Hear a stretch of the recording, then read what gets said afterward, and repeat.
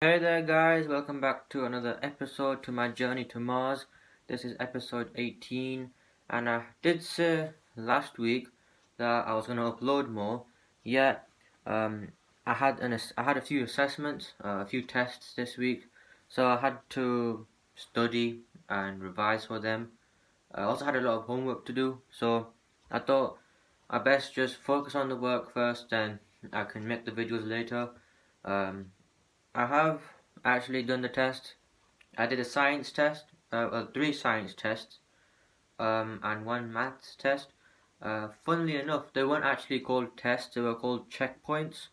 I think, the main theory around school was, not a theory, but people thought in school that they were called checkpoints because we didn't do any tests last year in year nine. So since we've just learned some stuff that we meant to be taught in year nine, the teachers were going to test us on what we know from last year's academia. Today's episode, I'll start with the date. The date is Thursday, the 10th. Oh no, Thursday, the 10th of December, 2020, and the time I'm recording this is 9:06 p.m. So 6 past 9. Uh, Pretty much the standard time I start recording this, or the average time. I think in this episode I'm going to talk about the actual journey to Mars and how we're going to terraform Mars. Um, Here's what I've written down. Don't really focus on this much of the page. It's only about this much, so just this bit right here is what I researched because I was researching. I was going further into the web and was looking at different pieces of information, and I just thought that the video is going to be way too long, and no one's going to watch all of it. So it might be a two-part episode, or I don't know. I'll see how far I get into it. So, if we're going to be talking about the journey to Mars, what NASA has done or is doing is that they targeted the 2030s because that's the ideal year when Mars will be almost aligned with the Earth to have the shortest journey, so they don't have to spend too much supplies on the journey and they can spend longer on Mars. And I suppose they don't have to use that much fuel. Sorry, I just stepped on something on the floor. Just had to check what it was. Um, so So they targeted the 2030s because of the planets aligned and short journey. The crew. If you want to know more about the crew, you can look at episode 14 where I talk about qualifications and crew. Um, so the crew is going to spend 5 years together on the planet. So that did come to a shock to me. Well, I wasn't really surprised that it's going to be that long, but I mean, was not what were we expecting? Like a 2 week journey or a 2 week stay? The crew spent about 5 to 9 months going to Mars. They want to stay there for a while. So 5 years is a decent amount of time to spend on a newly walked planet. So I suppose they're gonna spend 5 years there, so then they can set everything up, like a base of operations, or something, a HQ, or actually start to explore the planet by themselves and not rover. Um, so I suppose that was what I researched about going to Mars. Also talked about what they will do on Mars. I actually forgot what episode that was. Should be in the title somewhere. I think it was episode 11. I don't really know. Probably not episode 11. Um, so now let's get on to the main bit, like what we're all here for. I've talked about the crew already, and I've talked about the journey to Mars. Well, not thoroughly, but that'll be for a future episode.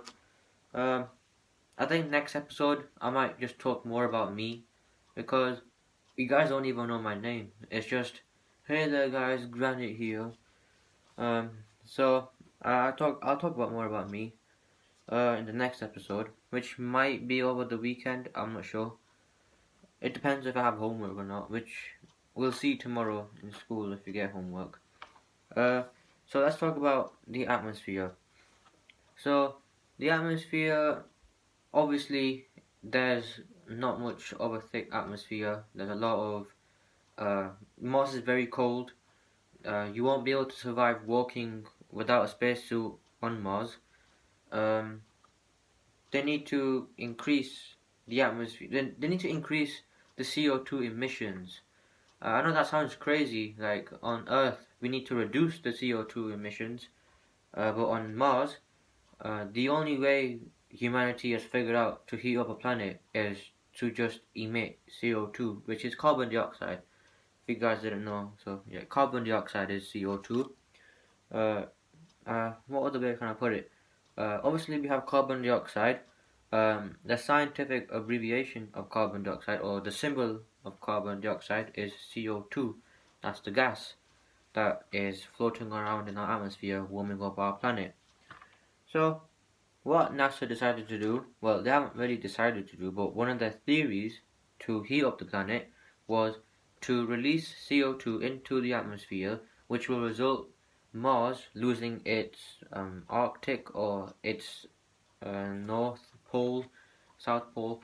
I haven't really looked into the South Pole of Mars. I don't think there is one, but we all know there's a North Pole, and what NASA's trying to do is when they melt the ice, it will cover up a lot of the planet. I think it was last time I did look up onto it. I think it was 1/3 of the planet will be covered in water, which is still good because 1/3 is about 33%. Obviously, on Earth, the water is covering 3/4 of the planet, which is 75%. But 1/3 is still a decent amount. Plus, Mars is a smaller planet than ours, so we won't really need that much water. Another thing. So after they melt the ice caps, the water will flow. It'll probably create rivers, oceans.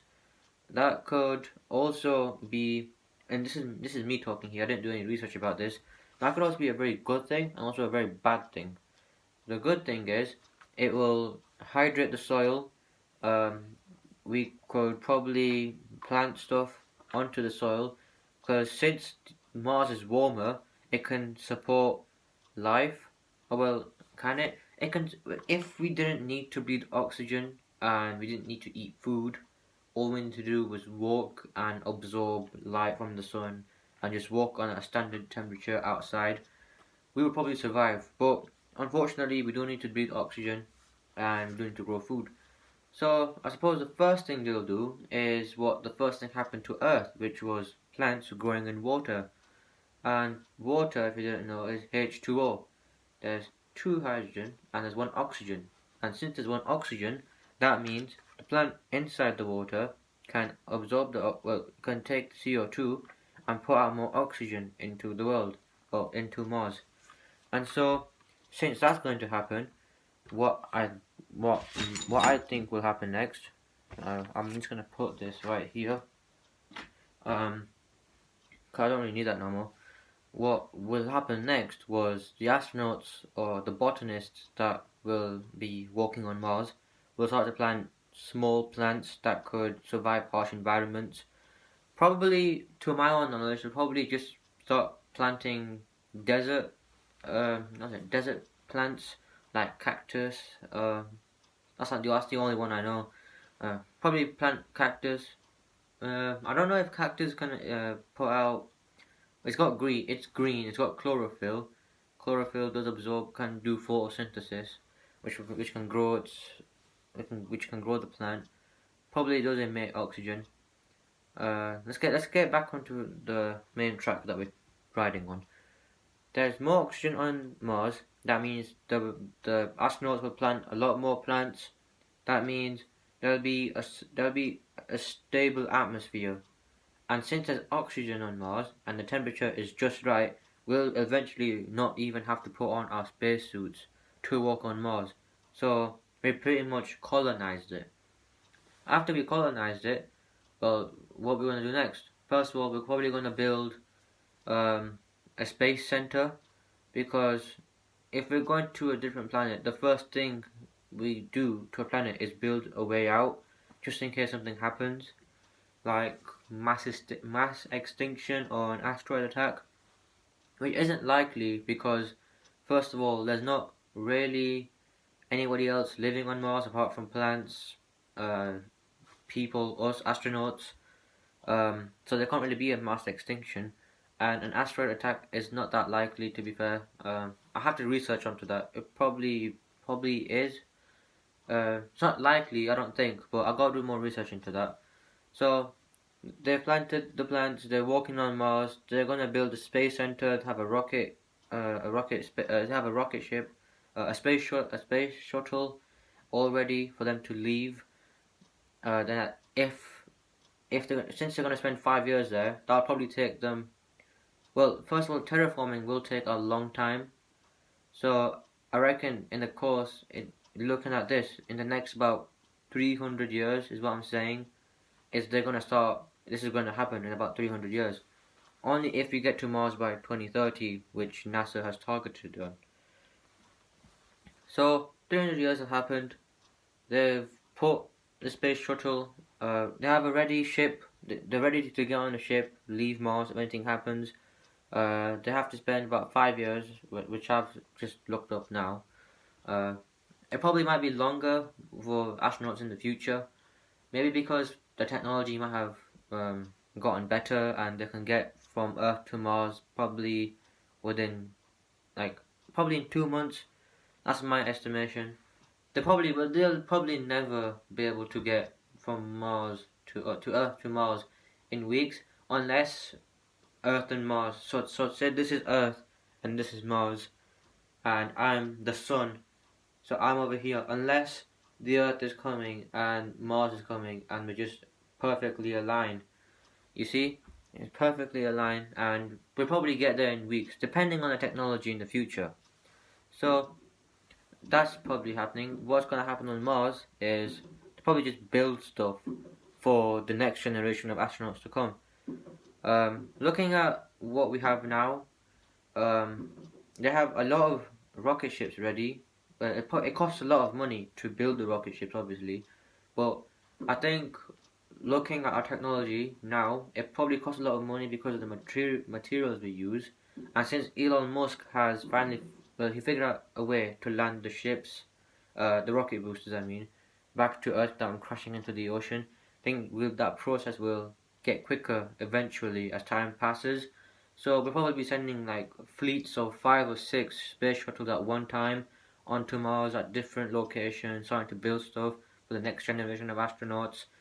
Um, in my estimation is that'll probably take around about, first of all, about 300 years for the water to melt and the atmosphere to actually be compatible for human life. Um, Probably about another 100 years for them to plant the soil, the water, plant. Sorry, probably take about 100 years for them to plant actual plants into the water and put oxygen into the atmosphere so that they can breathe without spacesuits. Probably about another 50 years for them to start building their space agency. The space what can I call it? The space building. I'll just call it a space building. Probably take about 50 years to build it. Obviously, originally, when they get to Mars, they're gonna have a space shuttle just stood there alone. Well, I think as time progresses, they're gonna start building bigger stuff, which will be more efficient and more safe to use. So, probably looking at what we have now, 50 years for them to build the space center. That totals up about 450 years, and probably about another 200 years for them to just start working or sending fleets of ships to Mars, planting, building, returning back to Earth, and yeah, that's what I think is gonna happen to Mars once. Well, hopefully me and 5 other people are the first people to step on Mars. So, videos at 14 minutes and 39 seconds. I want to get to 15 minutes, so we're gonna have a classic granite moment of me trying to extend the video to 15 minutes. So, when I hit with the stool, I'm not gonna do that ever again. Okay, well, and wait, there we go. We get 15 minutes now, and you just watched me do a 360. So I'm gonna hit my outro now. It's one of the best outros on YouTube.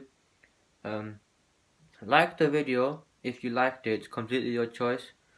Share the video if you want to. It's completely your choice. You can share it to anybody in the world. Um, if you want to, share it to most critical or Penguin Zero.